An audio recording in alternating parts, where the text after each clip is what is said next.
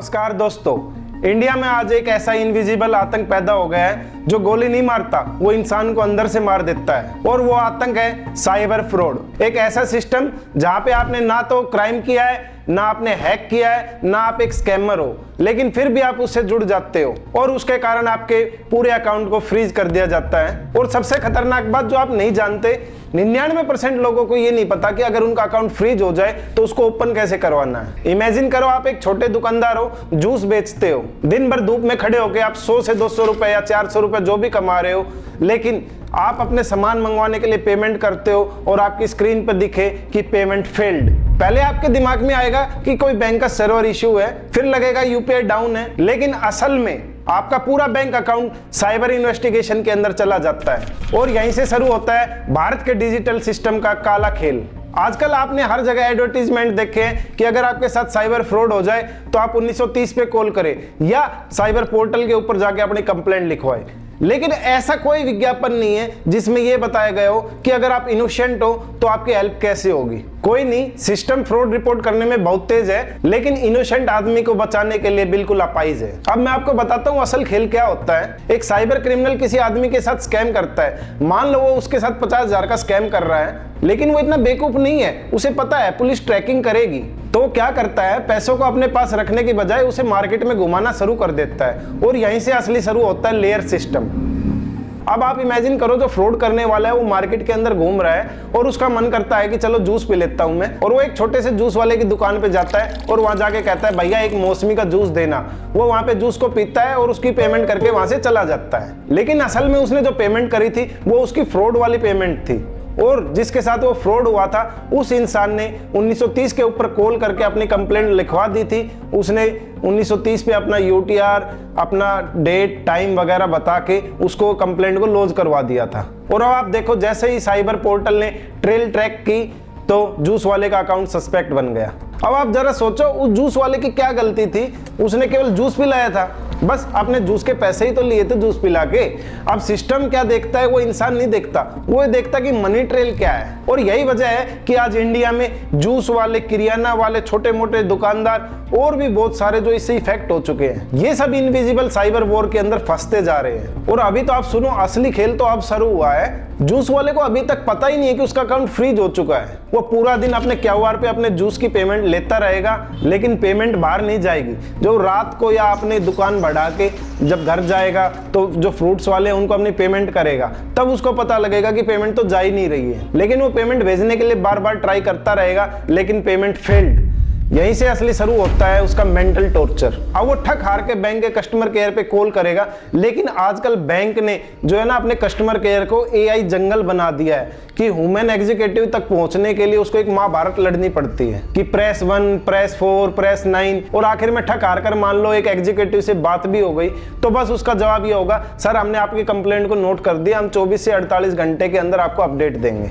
लेकिन गरीब आदमी जो है वो बिजनेस वर्किंग आवर जो 48 आवर होते हैं उसका इंतजार नहीं कर पाता। अगली सुबह वो बैंक भागेगा और वो वहां जाके बोलेगा सर मेरे अकाउंट से पेमेंट नहीं जा रही, और फिर बैंक वाले थोड़ी सी कार्रवाई करके आपने सिस्टम में उंगली मार के वो बताएंगे कि सर आपका तो अकाउंट फ्रीज हो गया है, अभी हमें आगे से अपडेट नहीं आया है। अब सुनो ध्यान से, यही वो जगह है जहाँ पे 99% लोग टूट जाते हैं। क्योंकि ऐसा इसलिए होता है क्योंकि बैंक को जो एक्चुअल प्रोसेस होता है उसका पता नहीं होता, या पता होता है तो भी नहीं बताता, और जो कस्टमर होता है उसको लॉ नहीं पता होता, हमारे कानून जो है उसका नहीं ज्ञान उसको, और जो साइबर सेल होती है वो उसकी हेल्प नहीं करती है, और बस आदमी चक्कर पे चक्कर काटता रहता है। बस बैंक ये बोल के पल्ला झाड़ लेता है अपना, सर आगे से रिप्लाई आएगा, हेड ऑफिस में हमने डाल दिया है, वहां से जवाब आएगा। मुझे ये समझ नहीं आ रहा, अरे आगे से कौन जवाब देगा? क्या प्राइम मिनिस्टर के ऑर्डर का वेट कर रहे हो क्या? आपकी प्राइम मिनिस्टर तुमको ऑर्डर देगा तुम जब बताओगे।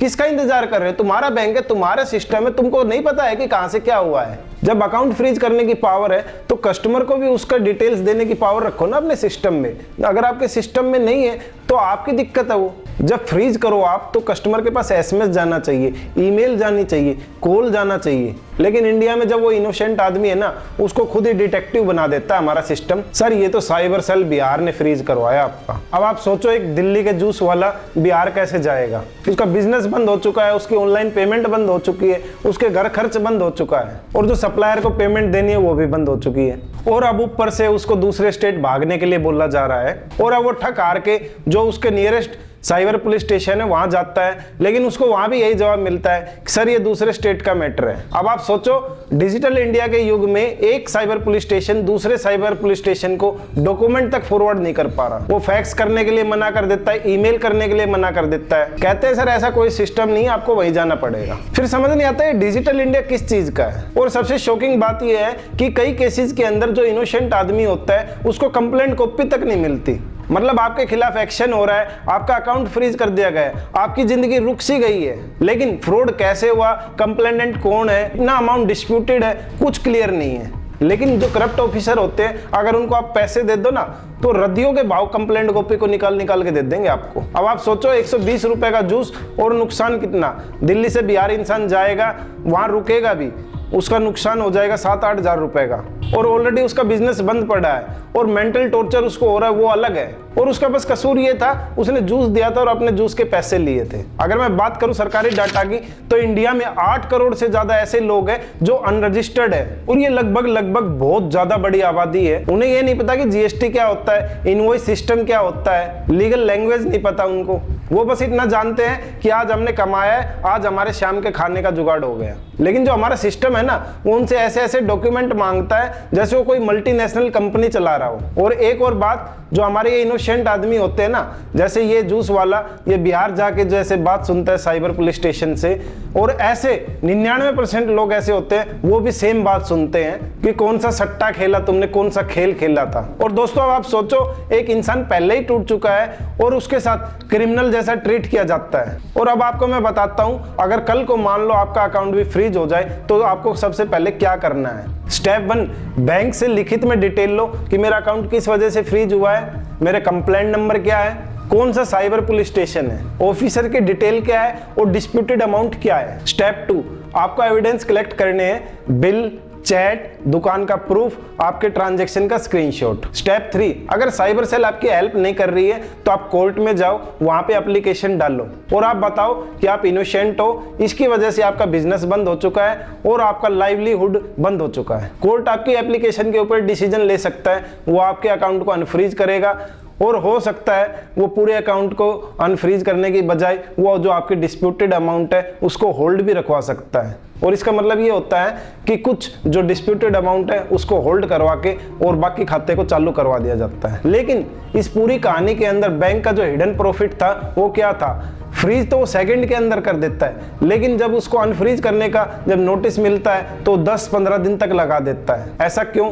बैंक और साइबर सिस्टम के पीछे क्या कोई बड़ा खेल चल रहा है? तो हम इस टॉपिक के ऊपर दूसरी वीडियो में बात करेंगे। आज सबसे ज्यादा डर चोरों को नहीं लग रहा, एक गरीब आदमी को लग रहा है, कहीं उसके पास अगली नोटिफिकेशन ये ना हो कि your account has been freezed. Cyber fraud से बचना जरूरी है, लेकिन एक इनोसेंट की जिंदगी को रोक देना उससे भी बड़ा क्राइम है। तो मिलते हैं हम अगली वीडियो में, तब तक के लिए जय श्री राम।